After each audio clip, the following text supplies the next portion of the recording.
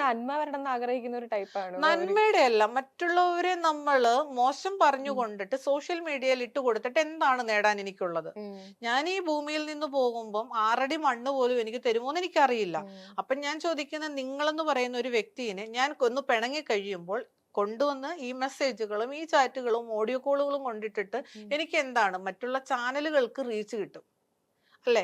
അല്ലാതെ എനിക്കൊന്നും കിട്ടില്ല. കാരണം ഇവരാരും എനിക്ക് പേയ്മെന്റും തരത്തില്ല. എന്റെ വീഡിയോ കണ്ടന്റുകൾ കൊണ്ടുപോയിട്ട് ഓരോ ചാനലുകൾ കോപ്പി ആയിട്ട് കൊണ്ടുപോയി അങ്ങ് പോസ്റ്റ് ചെയ്യും. അവർക്കാണ് പേയ്മെന്റ് കിട്ടുന്നത്, എനിക്ക് കിട്ടത്തില്ല. അപ്പൊ ഞാൻ എന്തിനാണ് ഇത് വിളിച്ചു പറയണത്? എനിക്കൊരു പുണ്യവുമില്ല. ഞാൻ നേരെ പോ നേരെ പോയി എന്ന് പറയുന്നത്. കാരണം ഇത് കൊണ്ടുപോയി കൊടുത്തിട്ട് ഒരു സ്വകാര്യത മാർക്കറ്റിംഗ് കീപ്പ് ചെയ്യുന്ന ഒരു വ്യക്തിയാണ്. ഞാൻ പറഞ്ഞല്ലോ, ഇപ്പൊ എനിക്ക് മറക്കേണ്ട എന്തെങ്കിലും ഉണ്ടെങ്കിൽ ഞാൻ അത് മറയ്ക്കും. എനിക്കത് വിളിച്ചു പറയേണ്ട കാര്യമില്ല. കാരണം അത് പറഞ്ഞിട്ട് യാതൊരു പുണ്യവുമില്ല. കുറച്ച് കരച്ചിലും കണ്ണീരും കുറച്ച് ഹാഷ്ടാഗുകളും ഒക്കെ വീഴും. അത് വീണിട്ട് എന്താണ്? ഒരു പുണ്യവുമില്ല. എനിക്കത് തോന്നുന്നില്ല. കാരണം ഓരോരുത്തർക്കും ഓരോ അനുഭവങ്ങൾ ഉണ്ടായിട്ട് കുറച്ച് ദിവസത്തേക്ക് മാത്രം നമ്മളെ കൊല്ലാൻ വേണ്ടിയിട്ട് കുറച്ച് ദിവസം കുറെ ആൾക്കാർ ഒരുങ്ങിയിരിക്കും.